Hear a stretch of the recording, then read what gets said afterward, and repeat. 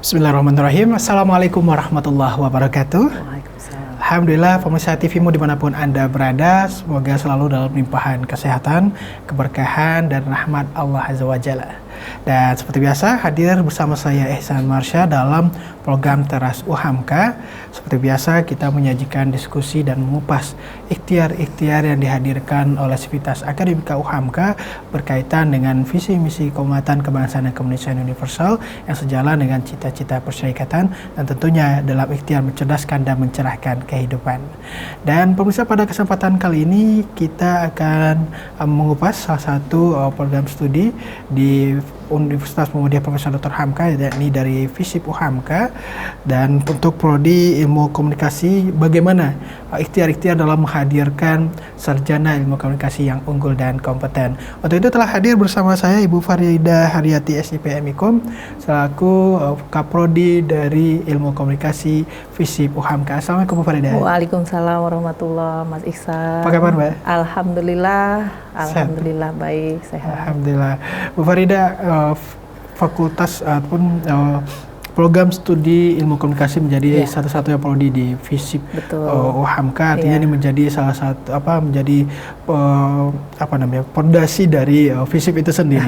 Atas seperti apa kita kalau melihat perkembangan dari perjalanan dan hadirnya ilmu komunikasi di FISIP UHAMKA dan juga capaian-capaian hingga saat ini?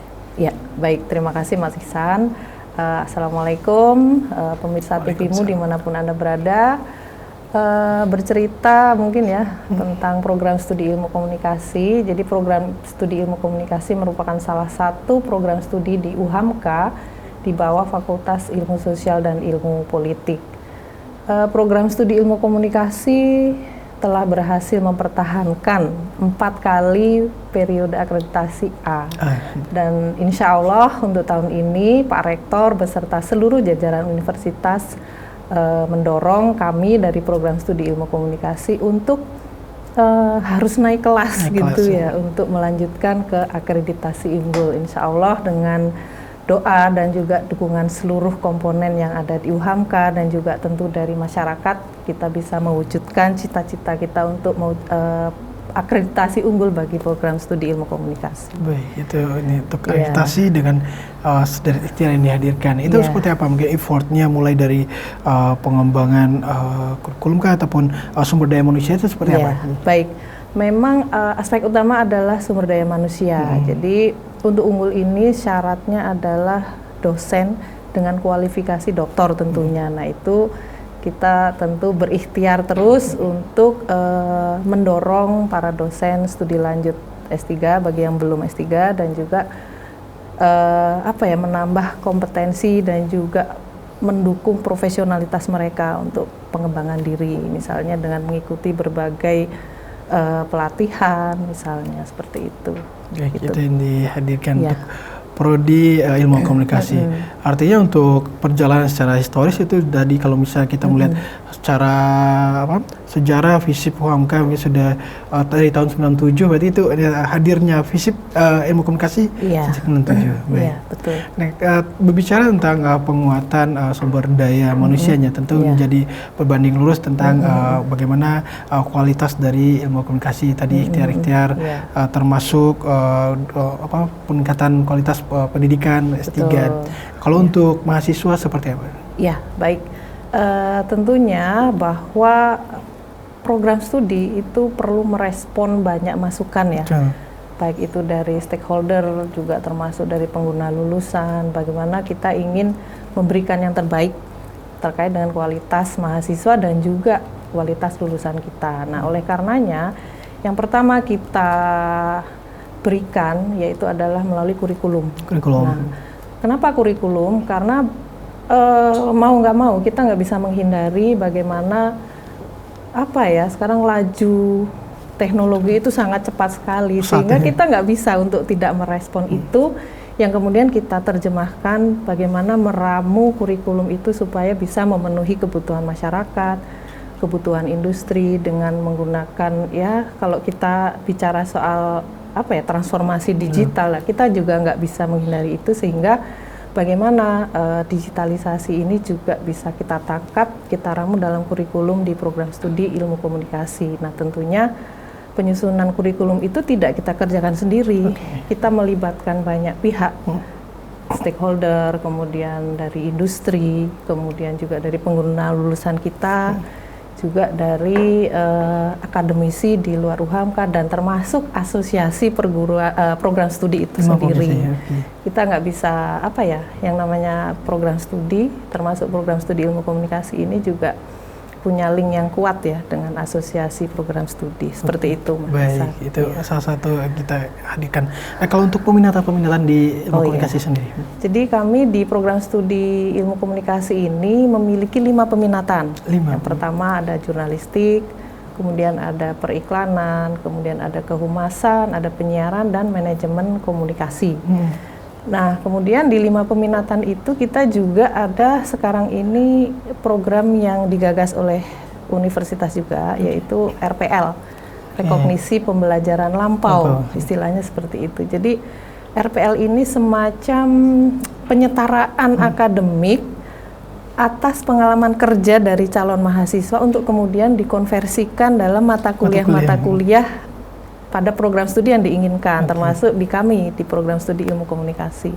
Seperti itu bisa masuk dalam semua peminatan, menyesuaikan bagaimana minat calon mahasiswa. Artinya ya kita sadar bahwa banyak mungkin pekerja-pekerja yang juga ingin meningkatkan kapasitasnya dengan melanjutkan studi ke jenjang S1. Nah, kami dari program studi ilmu komunikasi tentu harus merespon itu juga. Gitu. Bisa diberikan dijelaskan mungkin terkait peminatan ini, mungkin tadi ada jurnalistik, ada kehumasan, itu seperti apa untuk ini? Sebenarnya kita memberikan peminatan ini bukan untuk mengkotak-kotakkan ya, artinya ini ada sebuah bentuk spesialisasi. Bagaimana mahasiswa kami yang beragam ini kan juga punya passion ya. Jadi mereka di semester 3 itu dipersilahkan untuk memilih passion apa yang akan mereka minati. Misalnya untuk jurnalistik, bagi mereka yang memang suka dengan pemberitaan, mahasiswa-mahasiswa yang menyenangi pemberitaan, suka menulis. Nah, itu biasanya akan masuk ke peminatan jurnalistik. Kemudian untuk periklanan misalnya, bagaimana mahasiswa itu yang suka dengan desain, kemudian kreatif, desain-desain kreatif. Nah, biasanya akan memilih masuk ke periklanan. Kemudian yang suka dengan dunia penyiaran, nah termasuk ada yang kemudian karena saking cintanya, senangnya dengan dunia broadcasting, ya mereka sampai magang dan akhirnya bekerja di bidang itu. Termasuk di kehumasan, misalnya mereka yang senang dengan tidak hanya tampil di depan umum, ada juga yang memang sebagai perencana, senang dan kegiatan-kegiatan semacam CSR misalnya. Nah, itu masuk di peminatan kehumasan. Kemudian kalau manajemen komunikasi itu memang lebih kepada komunikasi strategik, ya, dan itu banyak diminati oleh mahasiswa yang dari karyawan yang sudah bekerja, biasanya memilih di peminatan Mankom ini. Karena apa? Perkuliahannya dilakukan waktunya tidak sama dengan yang peminatan lain. Jadi kalau untuk yang peminatan Mankom ini dilaksanakan mulai hari Rabu, Kamis, Jumat itu secara daring. Kemudian hari Sabtu itu full luring di kampus. Jadi kami sistem pembelajarannya blended learning begitu. Itu kita melihat sangat memberikan kemudahan tentunya bagi mahasiswa yang akan melanjutkan pendidikannya tentunya. Apalagi dengan adanya program RPL tadi. Dan 5 peminatan yang dihadirkan oleh program studi ilmu komunikasi FISIP UHAMKA. Baik Bu Farida, kita akan kembali usai jeda berikut dan kita akan mengulas lebih dalam tentunya ikhtiar-ikhtiar apa saja yang perlu dihadirkan dalam mewujudkan sarjana ilmu komunikasi yang unggul dan kompeten. Untuk itu tetap bersama kami dalam Teras UHAMKA.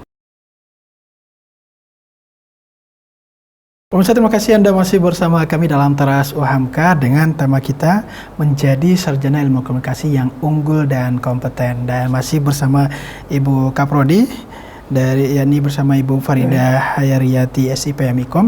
Bu Farida, tadi kita melihat bagaimana hadirnya Kaprodi Ilmu Komunikasi dengan jumlah peminatan 5 peminatan dan juga salah satu program yang memberikan kemudahan bagi mahasiswa yang sembari bekerja. Itu sangat menarik. Dan tentu menjadi cita-cita besar dalam menghadirkan lulusan-lulusan sarjana ilmu komunikasi yang unggul dan kompeten. Masih bicara tentang sarjana yang unggul dan kompeten ini tentu dengan sederet ikhtiar-ikhtiar yang dihadirkan dalam masa perkuliahan. Atau seperti apa kalau kita lihat di lingkungan PTM khususnya UHAMKA dengan menggaungkan Prophetic Teaching University, itu seperti apa implementasi dan juga kaitan dengan Catur Dharma perguruan tinggi? Baik, terima kasih Mas Ihsan. Jadi terkait dengan Prophetic Teaching University, kami dari program studi ilmu komunikasi tentu juga merespon sangat baik ya terkait dengan gagasan tersebut. Nah, tentu ketika dikaitkan dengan Catur Dharma yang memang ini harus kita lakukan ya sebagai PTMA atau Perguruan Tinggi Muhammadiyah Aisyah di bawah pimpinan Pusat Muhammadiyah.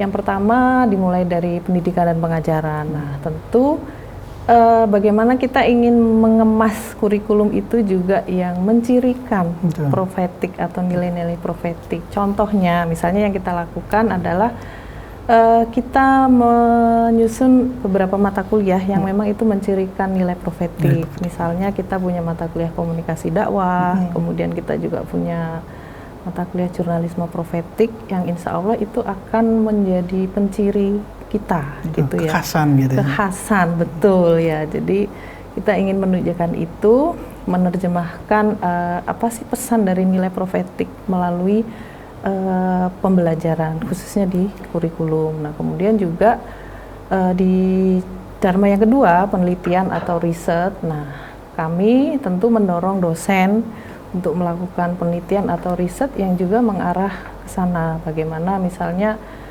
isu-isu apa sih yang terjadi di masyarakat yang kemudian bisa kita kaji, kita teliti dalam perspektif keilmuan komunikasi.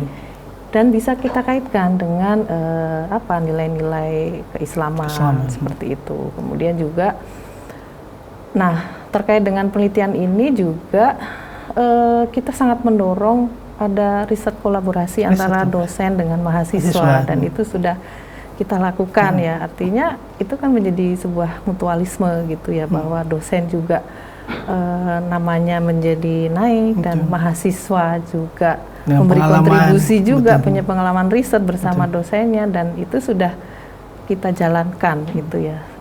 Beberapa penelitian itu hasil kolaborasi antara dosen dengan mahasiswa. Juga termasuk publikasi jurnalnya gitu, karena bagaimanapun itu poinnya tinggi ya untuk akreditasi tentunya, karena kita nggak bisa lepas ya namanya mengelola prodi itu bicara soal akreditasi gitu. Kemudian selanjutnya terkait dengan pengabdian masyarakat. Nah, ini juga sama. Kita mendorong tentunya berkolaborasi dengan LPPM di universitas, mendorong para dosen untuk juga melibatkan mahasiswa dalam kegiatan pengabdian masyarakat ini. Dan memang sebagian besar kegiatan pengabdian kita memang diarahkan untuk misalnya ke ortom atau mungkin yang berbasis persyarikatan seperti itu. Juga amal usaha, misalnya dengan sekolah Muhammadiyah, misalnya kita memberikan materi tentang public speaking atau mungkin pelatihan jurnalistik dan apapun yang mereka butuhkan, biasanya seperti itu. Misalnya ada beberapa dosen yang memberikan keterampilan berliterasi media, misalnya seperti itu, karena kan siswa itu kan bagian dari remaja yang saat ini sangat terpapar sekali kan oleh media-media yang luar biasa kan hari ini. Borderless ya, seperti itu. Sehingga bagaimana kita memberikan pemahaman dan keterampilan ya how to control gitu loh, bahwa media itu adalah sesuatu yang jangan menjadi tujuan tapi menjadi sarana untuk kita gunakan. Nah, seperti itu. Nah, kadang-kadang karena apa?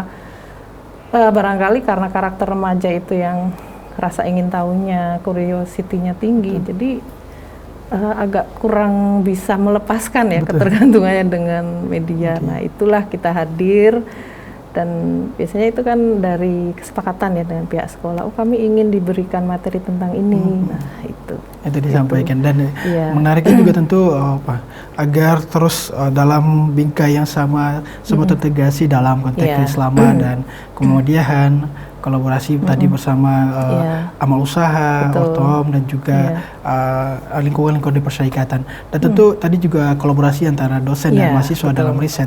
Kalau untuk eksternal dan kerjasama seperti apa yang dibangun sehingga mewujudkan cita-cita tadi? Ya, baik. Jadi untuk menunjang pembelajaran di program studi ilmu komunikasi, kami memang punya beberapa partner ya atau mitra, baik itu dalam negeri, luar negeri, baik itu juga sama-sama perguruan tinggi ataupun lembaga-lembaga pemerintah maupun swasta.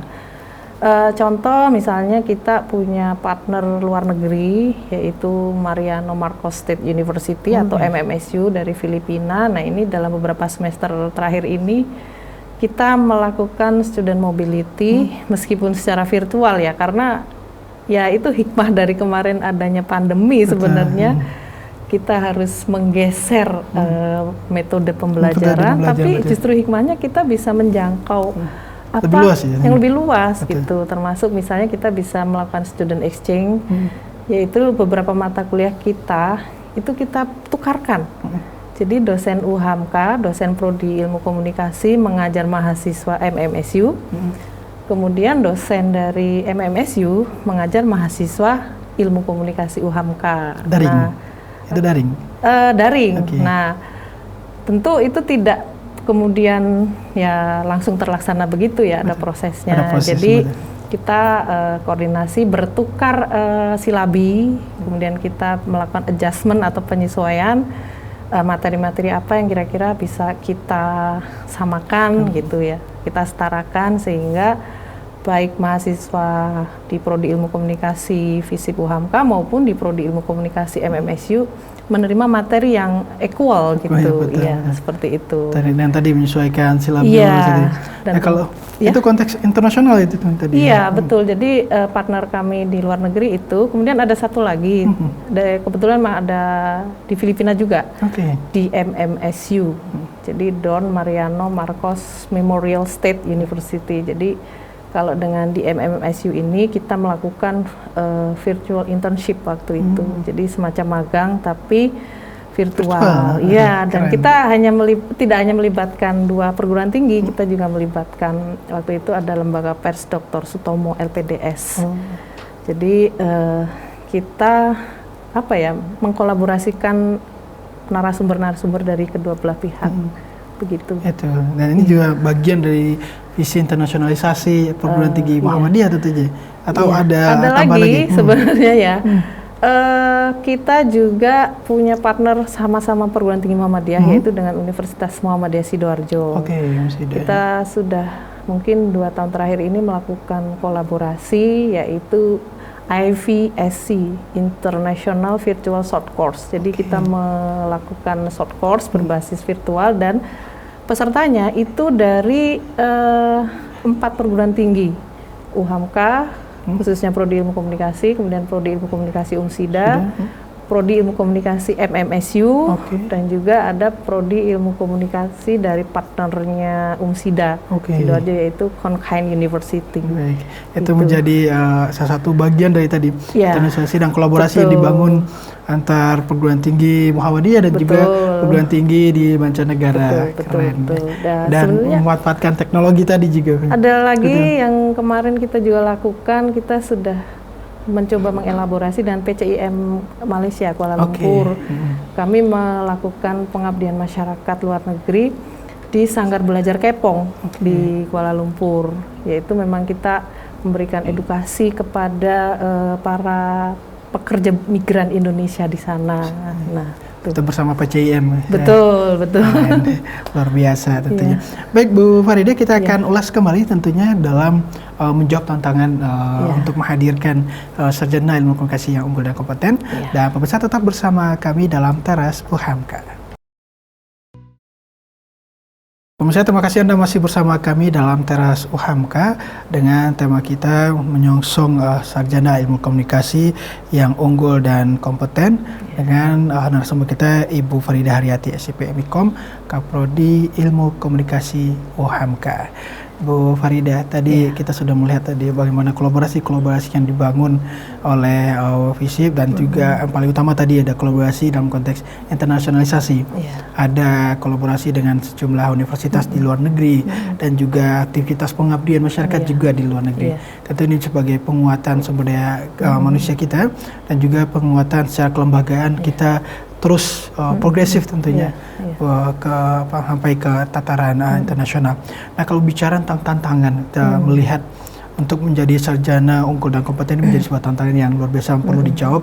Apa saja Bu Faridah melihat tantangan apa saja yang perlu kita hadapi untuk menghasilkan lulusan ataupun sarjana yang unggul dan kompeten ini?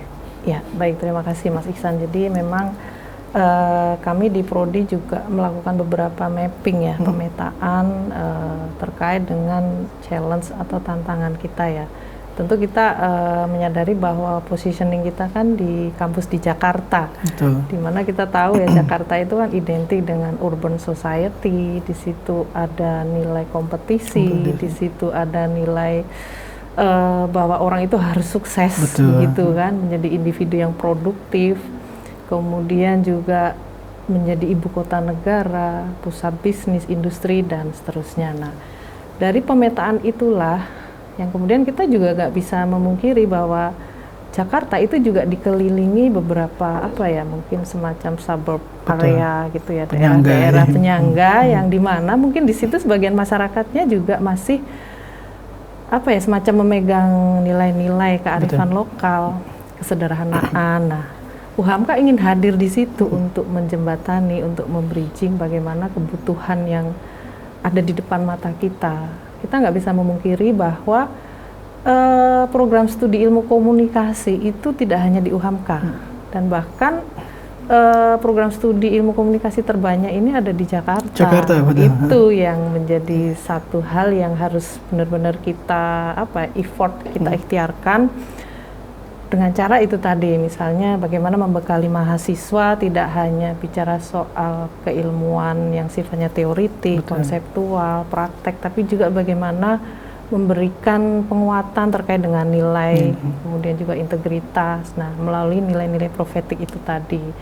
Karena ya kembali kepada visi prodi kami ya, jadi kami kan punya visi yaitu menghasilkan lulusan ilmu komunikasi berbasis digital yang didasari nilai profetik, kecerdasan spiritual, intelektual, emosional, dan sosial.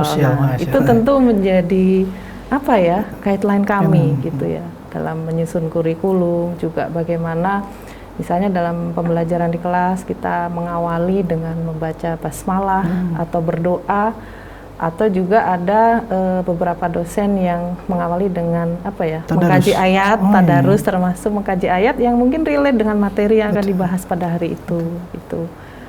Seperti itu, termasuk juga misalnya ada penugasan-penugasan dari dosen yang berorientasi juga ke sana. Misalnya mata kuliah kemuhammadiyahan di kami, mahasiswa diminta untuk membuat kelompok-kelompok untuk memberdayakan kaum du'afa, seperti itu. Jadi tantangan yang perlu dijawab. Dan tentunya kita melihat apalagi kondisi saat ini, UHAMKA juga berada di ibu kota, di Jakarta. Tadi kita melihat bagaimana realitas sosial, realitas kehidupan masyarakat dan juga perkembangan baik itu industri dan juga berbagai peluang-peluang. Bahkan ilmu komunikasi terbanyak juga di Jakarta. Ini tentu menjadi menghadirkan sumber daya yang kompetitif, yang kompeten dan juga melihat berbagai tantangan. Nah, kalau berkaitan dengan tantangan digital, tadi juga berkaitan dengan visi tadi, karena juga perkembangan teknologi informasi juga semakin pesat. Itu seperti apa, Bu Faridah? Ya, jadi transformasi digital itu nggak bisa kita hindari saat ini. Termasuk juga dalam praktek-praktek pembelajaran kita di Prodi. Nah, apalagi ketika sebenarnya adanya pandemi itu memberikan hikmah ke sana ya.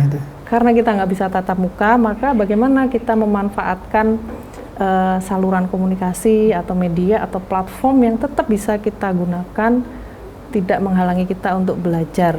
Termasuk misalnya kalau di kita di UHAMKA ini ada satu LMS atau Learning Management System, yaitu OLU atau Online Learning UHAMKA, yang itu juga dimanfaatkan oleh dosen dan mahasiswa. Jadi di platform itu kita bisa berbagi materi kuliah, link-link penting untuk pembelajaran, termasuk sharing video, kemudian juga modul dan lain sebagainya. Nah, dan juga pemanfaatan OLU ini tentu juga mendukung istilahnya ada webometrik gitu.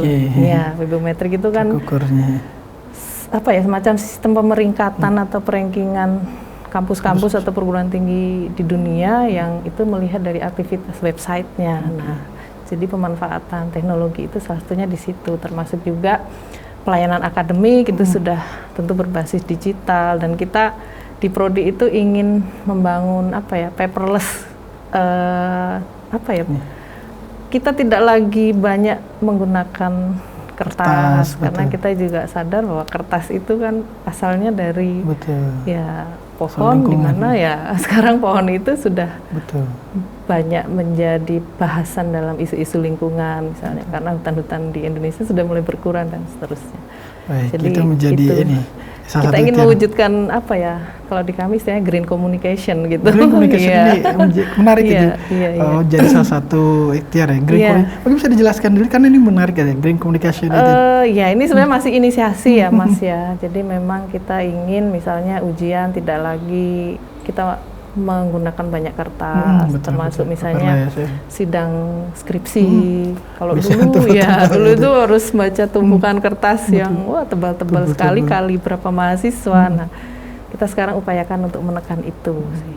Karena kita ingin juga menciptakan kampus kita yang bersih, tapi juga tetap memberikan pelayanan yang terbaik meskipun berbasis digital juga, dan saya rasa itu menjadi lebih baik ya, karena mahasiswa juga tidak repot harus setiap hari datang ke kampus misalnya untuk keperluan-keperluan itu. Menarik, green komunikasi. Nah, kalau tantangan dalam konteks akademik sendiri seperti apa? Karena memang untuk proses pembelajaran, karena ini juga berkaitan penting dengan menghadirkan tadi mahasiswa atau sarjana komunikasi yang unggul dan kompeten. Betul.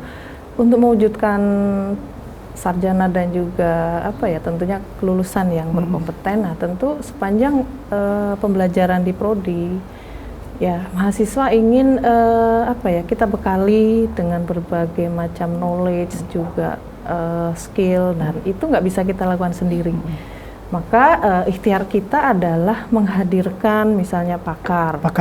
Oke, misalnya kita ada dosen tamu untuk kuliah tamu dari mata kuliah yang memang itu diperlukan. Misalnya ingin mengkaji tentang sosial media atau media sosial, kita hadirkan pakar misalnya dari televisi, misalnya dari industri televisi atau mungkin dari media-media yang lain. Dan alhamdulillah dengan adanya partnership yang kuat di kami, itu memudahkan untuk menghadirkan pakar-pakar apa yang ingin dibutuhkan oleh mahasiswa. Misalnya soal podcast, kita hadirkan gitu ya. Misalnya kemarin kita juga hadirkan dari beberapa stasiun televisi gitu yang memang sudah berpartner dengan kita, termasuk misalnya mahasiswa yang mengadakan kegiatan-kegiatan yang sifatnya untuk menambah skill mereka, soft skill misalnya tentang public speaking. Nah, itu mereka juga menghadirkan pakarnya, termasuk juga misalnya konten kreator misalnya. Nah, itu kita hadirkan juga, karena itu memberikan inspirasi juga kan, memberikan motivasi kepada mahasiswa untuk bisa lebih menggali potensinya, untuk lebih bisa mengembangkan diri, lebih percaya diri bahwa menjadi sarjana ilmu komunikasi, alumni ilmu komunikasi FISIP UHAMKA itu keren gitu. Luar biasa, dan itu ikhtiar menghadirkan tadi berkaitan dengan jawab tantangan di bidang akademik, menghadirkan pakar-pakar, apalagi dengan koneksi yang sudah dibangun selama ini bersama oleh ilmu komunikasi FISIP UHAMKA. Artinya kalau kita tadi bicara tentang soal menghadirkan pakar, alhamdulillah sudah ada banyak mitra tentunya dan sangat menunjang dan menopang bagaimana penguatan untuk sumber daya khususnya mahasiswa di FISIP UHAMKA ini. Baik Bu Farida, kita akan kembali usai jeda berikut di segmen terakhir. Pemirsa tetap bersama kami dalam Teras UHAMKA. Pemirsa, terima kasih Anda masih bersama kami dalam Teras UHAMKA dengan tema kita menjadikan sarjana ilmu komunikasi yang unggul dan kompeten bersama Ibu Kaprodi, Ibu Farida, Prodi Ilmu Komunikasi FISIP UHAMKA. Bu Farida, tadi kita sudah banyak berdiskusi tentang tantangan apa saja yang perlu kita hadirkan dalam menghadirkan lulusan atau sarjana ilmu komunikasi yang unggul dan kompeten. Nah, kalau sedikit kita melihat seperti apa tadi dalam konteks akademik sudah banyak kita bahas untuk melihat kegiatan-kegiatan mahasiswa yang tentunya ini menjadi berbanding lurus dengan kualitas unggul dan kompeten itu seperti apa? Ya, baik. Program studi ilmu komunikasi FISIP UHAMKA tentu mendorong mahasiswa tidak hanya belajar sebatas di ruang kelas, tapi kami juga memberikan keleluasaan kepada mahasiswa untuk meningkatkan soft skill, termasuk juga meningkatkan kapasitas akademiknya, misalnya dengan mengikuti berbagai kegiatan, baik itu yang diselenggarakan oleh pemerintah, misalnya mengikuti program magang MSIB, magang studi independen bersertifikat, kemudian juga ada pertukaran mahasiswa merdeka. Nah, itu program-program flagship ya istilahnya yang memang digagas dari kementerian, dan mahasiswa kami banyak yang lolos bisa mengikuti program tersebut. Nah, tentu ini akan memberikan pengalaman yang berbeda ketika misalnya mahasiswa magang secara real di dunia industri itu seperti apa, dan kemudian juga kita berikan reward pengakuan atau konversi mata kuliah di semester itu yang bisa diambil dari kegiatan magangnya itu. Iya, betul. Juga kita mendorong mahasiswa untuk mengikuti program yang juga penting ya bagi kami, yaitu program kreativitas mahasiswa atau PKM, dan itu ada beberapa bidang ya, ada kewirausahaan, pengabdian masyarakat, artikel ilmiah, video gagasan konstruktif, dan juga banyak lagi yang lain. Nah, kita mendorong itu, dan memang strategi kami ya membuat kelompok-kelompok peminatan mau ke arah ke bidang yang mana gitu dari kelompok-kelompok mahasiswa itu. Dan alhamdulillah mudah-mudahan upaya-upaya ini juga mendorong mahasiswa untuk lebih meningkatkan kapasitas dirinya, pengembangan dirinya, dan tentu ini kan bersifat long term ya, ketika nanti mereka lulus dan kemudian masuk dalam dunia pekerjaan mereka, nah mereka tidak lagi mengalami kekagetan karena banyak aktivitas yang mereka ikuti selama menjadi mahasiswa, tidak hanya di organisasi, tapi juga kita memberikan ruang juga untuk mereka yang punya bakat di bidang non akademik seperti seni. Kami juga ada sanggar tari mentari juga yang berminat di olahraga, juga kita akomodir juga itu. Itu bagian dari apa saja mungkin kalau bisa dijabarkan unit-unit, kalau biasa kita dulu menyebutnya unit kerja mahasiswa, UKM seperti itu. Kalau di fakultas atau prodi ini kami namanya ada yang namanya komil ya. Kalau anak-anak itu nyebutnya komil, komunitas ilmiah. Iya, jadi ada sinematografi untuk mahasiswa yang memang passionnya membuat film. Nah, mereka biasanya excited tuh. Production house. Anggotanya banyak ya. Komil yang anggotanya mungkin paling banyak ini di sinematografi, CG. Biasanya anak-anak tuh nyebutnya CG gitu ya. Nah, kemudian ada Radio Saka, Radio Suara UHAMKA. Nah, ini juga buat mahasiswa yang memang passion juga di bidang penyiaran, khususnya radio, dan juga sekarang dikembangkan podcast juga di situ. Ya, kemudian juga ada formalis, forum mahasiswa jurnalis. Nah, mereka yang punya passion dalam bidang jurnalisme, nah itu bisa mengembangkan di situ. Juga ada PR Club untuk mahasiswa kehumasan. Banyak kegiatan juga yang dilakukan, memberikan keterampilan public speaking, juga terkait dengan manajemen event misalnya. Nah, juga ada CEC, Communication English Club.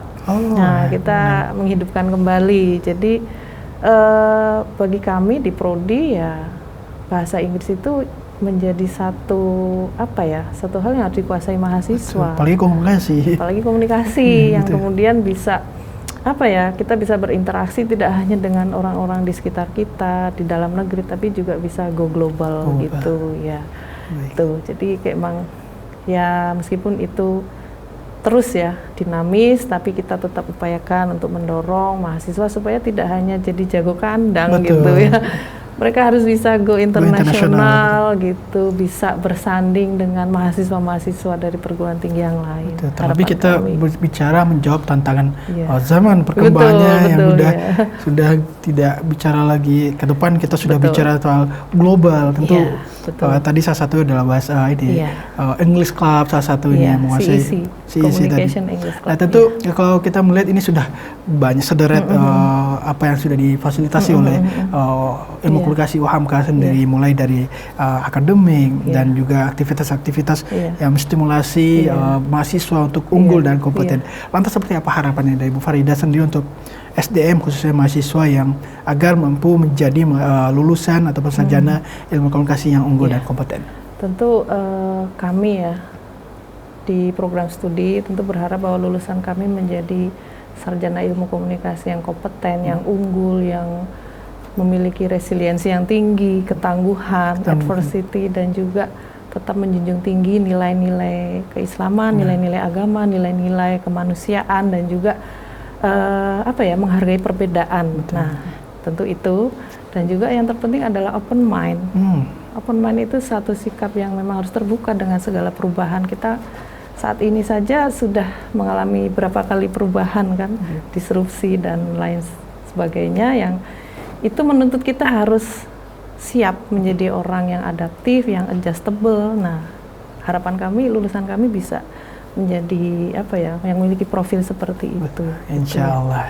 Dan tentu ini menjadi ikhtiar yang terus diupayakan dan juga mampu dijawab oleh para mahasiswa untuk menjadi unggul dan kompeten. Terakhir mungkin himbauan untuk pemirsa TV-mu, warga persyarikatan, masyarakat secara luas tentu untuk bisa ikut bersama menjawab tantangan menjadi sarjana unggul dan kompeten untuk bergabung di ilmu komunikasi FISIP UHAMKA. Oke. Baik, untuk seluruh pemirsa TV-mu, warga persyarikatan dan juga masyarakat luas, terutama lulusan SLTA, kami dari program studi ilmu komunikasi menantikan kehadiran generasi terbaik negeri ini untuk bergabung menjadi sarjana ilmu komunikasi yang kompeten dan unggul di program studi ilmu komunikasi FISIP UHAMKA. Pintar berkomunikasi, benar berperilaku. Baik, luar biasa. Pintar berperilaku, pintar berkomunikasi, benar berperilaku. Itu menjadi tagline yang luar biasa yang harus dihadirkan oleh lulusan sarjana ilmu komunikasi UHAMKA, tentu yang unggul dan kompeten. Dan bagi para pemirsa yang ingin menjadi sumber daya yang unggul dan kompeten, ilmu komunikasi FISIP UHAMKA menjadi salah satu solusinya, tentunya dengan ikhtiar-ikhtiar tadi telah dihadirkan yang disampaikan oleh Ibu Farida berkaitan dengan bagaimana menjadi sarjana ilmu komunikasi yang unggul dan kompeten. Terima kasih Bu Farida atas waktu dan catatan yang disampaikan dalam teras UHAMKA kali ini. Luar biasa membuka wawasan kita berkaitan dengan ikhtiar-ikhtiar yang dihadirkan dalam menghadirkan sarjana atau sumber daya manusia khususnya di ilmu komunikasi yang unggul dan kompeten. Dan pemirsa, demikianlah diskusi kita dalam teras UHAMKA tadi bersama Ibu Farida dengan tema menjadikan sarjana ilmu komunikasi yang unggul dan kompeten. Terus saksikan teras UHAMKA dengan tema-tema menarik lainnya, menghadirkan sejumlah gagasan-gagasan dan juga ikhtiar yang dihadirkan oleh Sivitas Akademika UHAMKA. Saya Samarsa dan juga narasumber kita Ibu Farida dan juga segenap kru yang bertugas undur diri. Terus saksikan teras UHAMKA. Billahi fisabilillah fastabiqul khairat. Nasrun minallah wa fatahun qarib. Assalamualaikum warahmatullahi wabarakatuh. Waalaikumsalam warahmatullahi wabarakatuh.